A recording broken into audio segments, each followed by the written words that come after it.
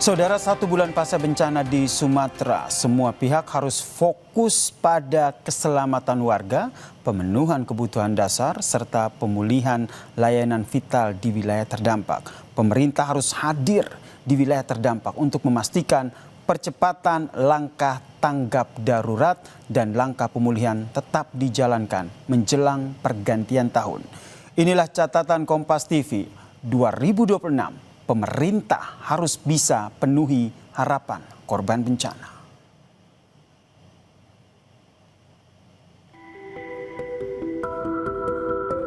Satu bulan pasca bencana Sumatera, upaya pencarian korban dan pembukaan akses transportasi yang terputus belum tuntas.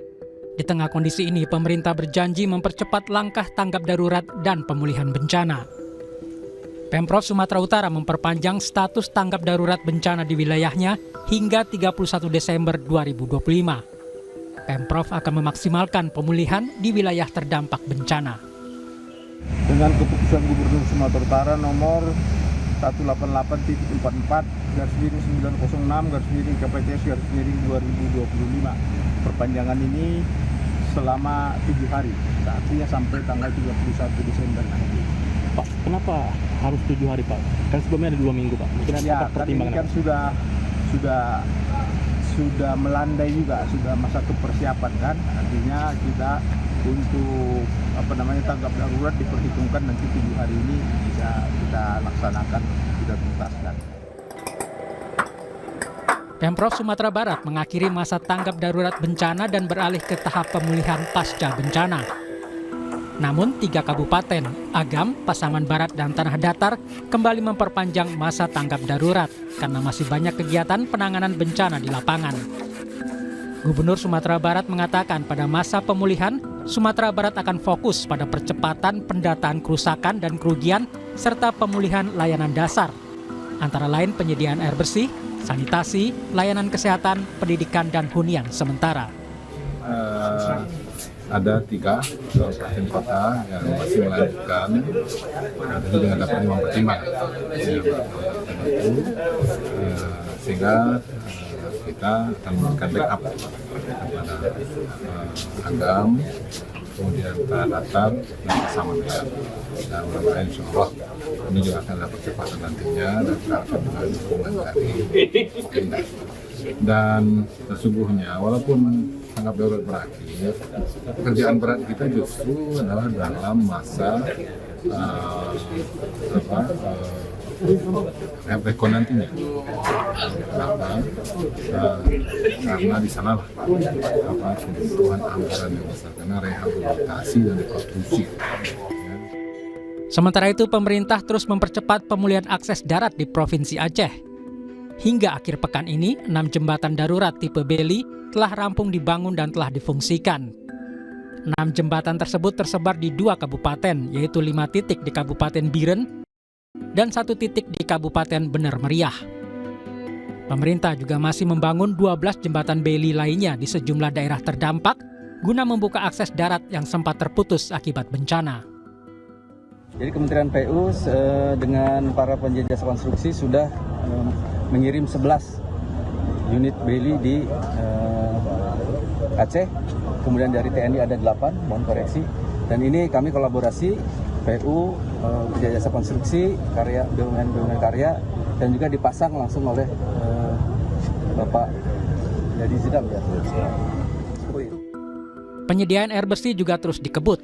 Masyarakat Aceh Tengah sudah bisa merasakan fasilitas air bersih lewat hidran umum, toren air, toilet portable, hingga instalasi pengolahan air mobile. Sementara di Aceh Tamiang, Kementerian Pekerjaan Umum akan memprioritaskan upaya pengeboran sumber air dalam, mengingat kondisi tanah pasca bencana membuat pencarian sumber air dangkal menjadi lebih sulit. Kapasitas yang betul itu sekarang 100 liter per detik ya? 100 liter per detik, tapi pompanya belum fungsi semua. Kita lagi perbaiki, mudah-mudahan dalam waktu yang singkat perbaikan sisa 2 pompa yang belum selesai. Sisa 2 pompa yang belum selesai diperbaiki bisa kita selesaikan sehingga mulai bisa mengalirkan air bersih untuk masyarakat. Tantangan di lapangan memang tidak mudah, Tetapi harus terus dipastikan semua pengerjaan infrastruktur berjalan lebih cepat agar kondisi berangsur pulih. Tim Liputan Kompas TV. Saudara, tahun 2026 harus menjadi tahun pemenuhan harapan bagi para penyintas banjir dan juga longsor di Sumatera. Pemerintah harus bisa memenuhi harapan semaksimal mungkin. 1 bulan pasca bencana banjir dan juga longsor di Aceh, Sumatera Barat dan Sumatera Utara, tantangan pemenuhan kebutuhan masyarakat khususnya perbaikan infrastruktur masih tinggi.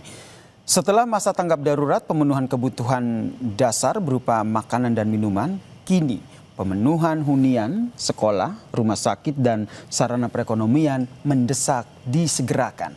Pemerintah termasuk TNI dan juga Polri telah mengerahkan kekuatan besar untuk membangun kembali infrastruktur termasuk puluhan jembatan yang ditargetkan rampung sebelum memasuki tahun 2026. Tantangan di lapangan memang tidak mudah, tetapi tentu harus terus dipastikan semua pengerjaan infrastruktur berjalan lebih cepat akan kondisi berangsur pulih. Seiring dengan itu, proses pencarian korban juga terus berjalan sebagai bentuk pemenuhan harapan keluarga korban bencana.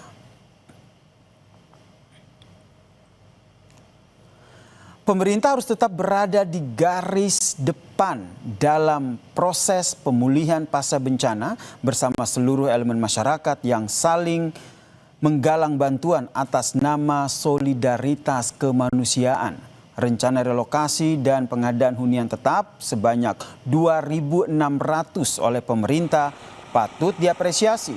Tentu saja dengan tetap mengedepankan aspek keberlanjutan dan juga pendekatan sosial ke masyarakat. Aspek keberlanjutan mensyaratkan koordinasi yang baik antara pemerintah pusat dengan pemerintah daerah agar tidak terjadi sekadar memindahkan hunian tanpa mengindahkan faktor mitigasi bencana. Kehidupan sosial, ekonomi dan juga budaya masyarakat juga harus jadi pertimbangan agar esensi berkelanjutan tetap terjaga. Dalam masa pemulihan dan situasi kritis diperlukan kerjasama dan pemahaman bersama dari semua pihak, termasuk pemerintah, tokoh masyarakat adat dan juga civil society untuk menghindari sesuatu yang kontraproduktif. Semua harus berorientasi pada pemulihan cepat dan juga menyeluruh. Pemerintah harus bisa mendengar saran termasuk bisa menerima kritik membangun dari para pihak yang ingin wilayah terdampak bencana segera pulih. Sebaliknya, seluruh elemen masyarakat juga harus bisa memahami tantangan dan juga kesulitan pemerintah dalam penanganan pasca bencana banjir dan longsor di Aceh, Sumut dan juga Sumatera Barat. Situasi tidak mudah yang menimpa Indonesia melalui musibah besar di Aceh, Sumatera Utara dan juga Sumatera Barat harus bisa jadi momentum konsolidasi sosial politik antara pemerintah dengan masyarakat dengan ketulusan dan kejujuran atas nama kemanusiaan.